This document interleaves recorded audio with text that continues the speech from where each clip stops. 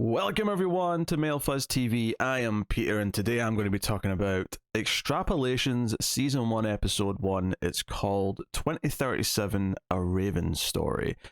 So I'll start spoiler free. In fact, I think this will pretty much all be spoiler free. I'm not sure how much I've got to say spoiler wise on this. It's very much an ensemble show that is got like 4 or 5 different characters that we're following in the year 2037, but looking ahead at the other episode titles, it looks like every episode set in a different year, which is why this cast, which on paper looks insane, and it is insane, there's a lot of names in this show, but the vast majority of them were in this first episode. Only a few of them were, and I imagine that's because every time it jumps in time, we have a lot of different cast changes. That just seems to be the show it is. I mean, this is probably a limited series. I said season 1 out of habit, but it's probably just a limited show. So, it's about climate change. It's set in 2037. This first episode was COP42 is going on, and they're debating what the new target, increase in temperature should be for the planet. And it kind of revolves around that, but we're following different characters. There's a couple of rich assholes we're following people at the summit, we're following some regular people, and I guess I'll just start by saying 2 things. 1, this was boring as hell.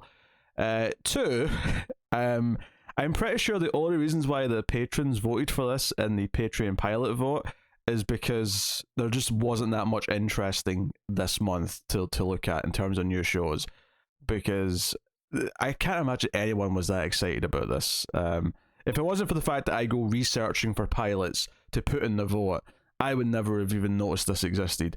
But it does have a lot of money behind it. It looks fairly high production value. There's a lot of effect shots of what some of the climate issues are going to be in 2037. And obviously the cast, as I mentioned, is full of big names. This first episode has Kit Harington in it, Sienna Miller, Matthew Rhys, Heather Graham, who I didn't even recognise Heather Graham. And part of that's just because she's obviously, it's been a while since I've seen her, so she's obviously gotten a bit older since I last saw her. So I didn't even recognise her in this. Cara Gee's in here from The Expanse, who I do like, although it took me a second to realise it was her because she's talking in a normal accent as opposed to The Expanse in which she's doing the fake belter accent, so that was a little weird. But yeah, so if I just go back to the main page here, like some of the other cast who are in this but are not in the first episode, Eiza González, who's not a big name but she's done Baby Driver and some other stuff, Marion, Cotillard, Tobey Maguire's apparently in this, Forrest Whitaker's in this, Diane Lane's in this, who else do we have? Judd Hirsch, we have David Schwimmer, Meryl Streep is in here somewhere. So there's a lot of names, there's a lot of cast throughout the season, but a lot of them are in this first episode. They're very individual. A lot of them seem to be credited for 1 or 2 episodes each. So that gives maybe an idea of how the series is split up. I will say though, I felt the reason why I was so bored by this, I think is twofold. 1, it is a very kind of split up ensemble type of show. It almost feels like it is the start of a disaster movie, even though it's kind of trying to warn about real world climate disasters that could happen, and that we're following all these different characters who are all involved in different ways in what's going on. You've got a new set of parents who are worried about the world that their baby's going to grow up into. You've got rich people who are still trying to do things to make money despite the fact that the world's all going to shit. You've got all these things, but fundamentally none of the characters are remotely interesting to follow. Was my big thing. They're all just very one note, I found, because they're only in like a handful of scenes each, because they all have to share the episode. I don't think any of them really get a chance to be much more than the 2-dimensional character that they are. And because of that as well, they're also kind of over the top, some of them. The rich character played by Matthew Rhys, who's this businessman who wants to build the casino at the top of the world, which is up in the Arctic Circle, where enough of the ice is melted now that he wants to build a place for rich people to go. and his entire shtick is really cartoony. You know, the way he takes care of himself and whitens his teeth is distracting. The way he talks about everything going around him, he's like, I don't care, let's make some money before the world all dies, because we'll be dead at the end of the century anyway when all this stuff really gets bad. So he doesn't care. And the sad part is that the messaging that this show is trying to get across is all something that I think is important, is all stuff that I politically agree with. But this episode was a chore to sit through. It had no real depth. It just kind of brings up the talking points and has characters say them, and then has, like, you know, evil people not care about them, and that's basically all it's got going for it. There's no subtext, there's no narrative intrigue, there's no build up to anything. Even this vision of the future, which is pretty much just modern day, but with a few extra little technological flourishes, like the tablets that can have little holograms that come up from them if they want to. The very rich guy, played by Kit Harington, he's like this, you know, almost, I guess, Elon Musk type dude. He has like a swimming pool, and he has like a projector that projects the news onto it. And I'm like, why would this be the way you'd watch anything? I'm not really sure, but he does it a couple times in the episode. So it kind of felt like, oh, this was just like a way they thought of showing the future. Was this is something futuristic? But it's one of those things where I'm like, is this really practical? Does this really have a use? Is anyone ever going to use it? It's a sort of thing where, and a lot of things are guilty of this. A lot of shows and movies are guilty of doing this. But the glass phone or the glass tablet where you can see through to the other side, and I'm like, why would anyone ever use that or want that? That was kind of like this with the swimming pool, where I'm like, why would anyone need this? This feels like the most suboptimal way of doing anything ever. So, and that's not like a big deal in the large context of what it's doing. The bigger deal is that I just don't give a shit about any of the characters, and they're all far too thin, and it's all just very one-note drama. It's, oh, my baby's being born, I have to get back to the baby. I have to leave the climate summit to go and be there for the birth of my child. And the mother of this baby was like in like forest fire areas, like doing her job right up until she was going to delivery, and I'm like, that feels unhealthy for your baby. Why would you do that? That feels like that feels like awful parenting right there. You know, even before the child's been born, putting your body in a situation where you're breathing in a lot of bad air just feels like a bad choice to me. I don't know. Yeah, I never really felt anything for any of these characters. They're all very, I hate just saying bland. I feel like saying bland is just a cop-out so that I don't have to elaborate anymore, but I really don't have anything else to say about them, other than the one rich guy who's really over the top and cartoony. And it kind of builds to something I think is supposed to be funny with him. I don't know how funny I found it, but it was going for something with him at the very least. Honestly, I was very much just kind of running down the clock with this one, and I you know, it's the most it's the least intricate way of explaining anything, but it really is just how I felt while I was watching it. It wasn't engaging with anything that was going on.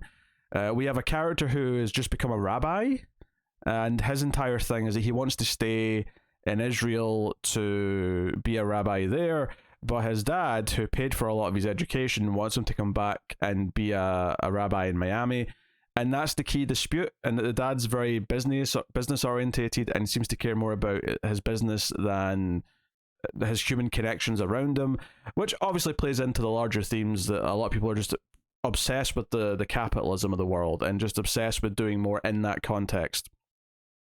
And here's why people are giving in and sort of like letting the limits go up a little bit and not caring as much about the greater good and that kind of thing. But it's all just a little bit... It's all just a little bit trite. And it's not even just that it's blunt, because I get why the message has to be blunt.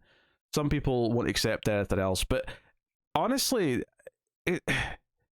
it's blunt, but it's blunt without any kind of anything meaningful to really go along with it or back it up.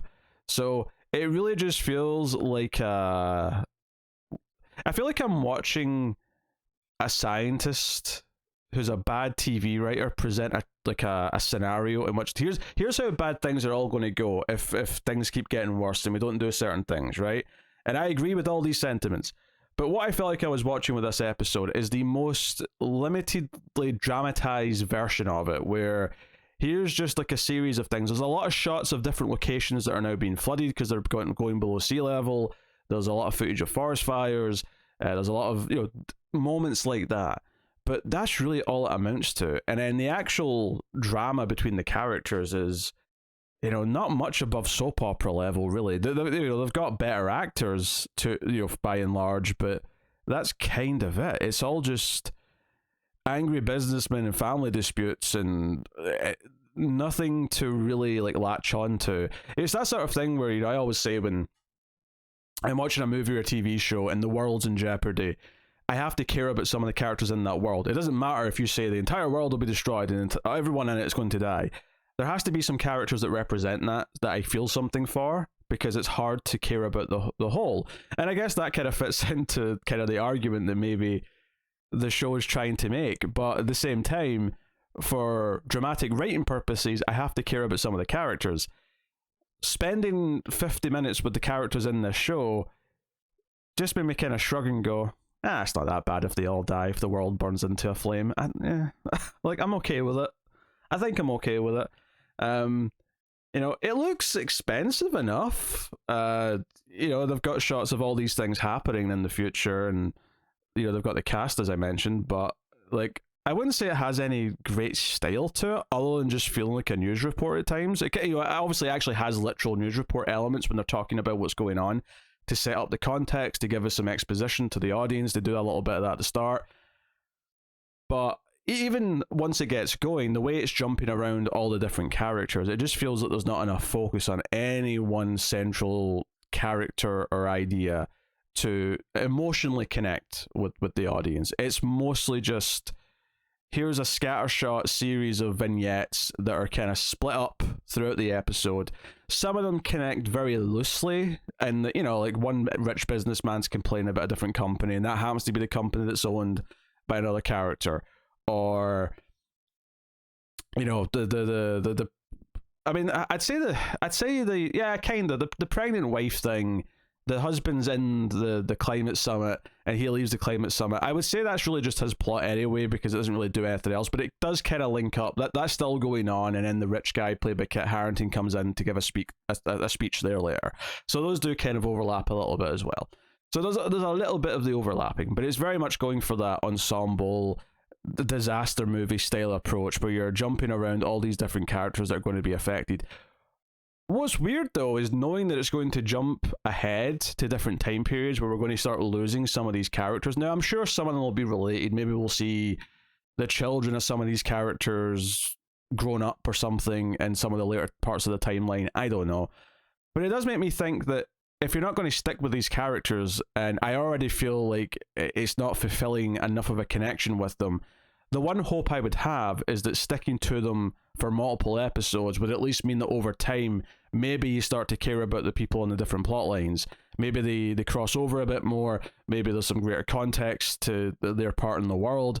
But instead, it sounds like it's going to be moving on to other characters. So I feel like some of these characters that I felt nothing for, I mean, on the upside, they might just be gone now, but it doesn't inspire me with hope that they're going to make me care about the next set of 1 or 2 episode long character arcs, because I didn't really feel like I got enough out of this one. So it's all just a bit sterile. That's a good word for it. It's a bit sterile. It just feels a bit sterile. So yeah, I mean, honestly, the only interesting idea that kinda made me feel like it was trying something was the idea that a rich guy was trying to build a casino in what used to be ice-covered Arctic Circle. Like, the idea that this is like a new bit of real estate that they can do something with for more capitalism. That is a mildly interesting idea. But I don't know if it does much with it or it goes very far. I would hope that in future episodes, which I have no intention of watching because I did not enjoy my time with this, but I would hope that in future episodes that you would see the fruition of that in some way, that you would jump ahead 10, 15 years, and oh look, there's actually a hotel and like a theme park or something on what used to be part of the Arctic Circle. You know, that could be at least a visual bit of interest. The idea that this part of the world that was, you know, so hostile before and couldn't be visited as a pleasurable thing now can be turned into that. I guess the other part of the problem with this is that I'm not even sure, like, you know, it can give us a solution, because if it gave us a solution, then we'd have a solution, and then we'd have it solved. And we don't have it solved. So it's more like a bit of a warning sign. The further it goes, the more science fiction, I guess you could call it. I mean, it's technically science fiction because it's set in the future, but it's, you know, it's going for this grounded, this is like a very possible near future kind of thing. But it does feel like the further it goes, it's probably going to be more science fiction and more parable-esque, I would say. And there's even moments in this episode where the rabbi character is like telling joke stories that are kind of like parables, and so that idea is kind of introduced. I just cannot recommend it based on this first episode, and I don't want to watch any more of it based on this first episode. I just thought it was a cold, sterile experience that basically is rested on the idea that this is a very serious topic that we should care about, and we should care about it. I agree with that, but because I care about something in real life doesn't mean I care about a dramatization of it if you don't put in the work to actually make me care. It doesn't matter what issues I care about in the real world. As soon as I'm watching a fictional movie or TV show or whatever, you have to earn me caring about it in your own world, in your own context. And this show does not do that. I'm done. I have nothing left to say. Do you know what? I was worried. Like, I was halfway through this episode and I'm like, I have nothing to say about this. I am so freaking bored. So that's my thoughts on Extrapolations, episode 1. If you watched it, let me know what you thought in the comments below. Like, subscribe, ding the bell for notifications, all that stuff. And you can, of course, support all the content by going to patreon.com/MailFuzzTV and supporting everything on a monthly basis. Or you can hit me with a one-time super thanks on YouTube if that's more your thing. Any and all help is appreciated. Thank you for joining me regardless. I'll see you guys next time. It's always a pleasure. Well, except when I'm watching something I don't like, and then it's not a pleasure. But thank you very much. I'll see you next time. Have you got any vanilla?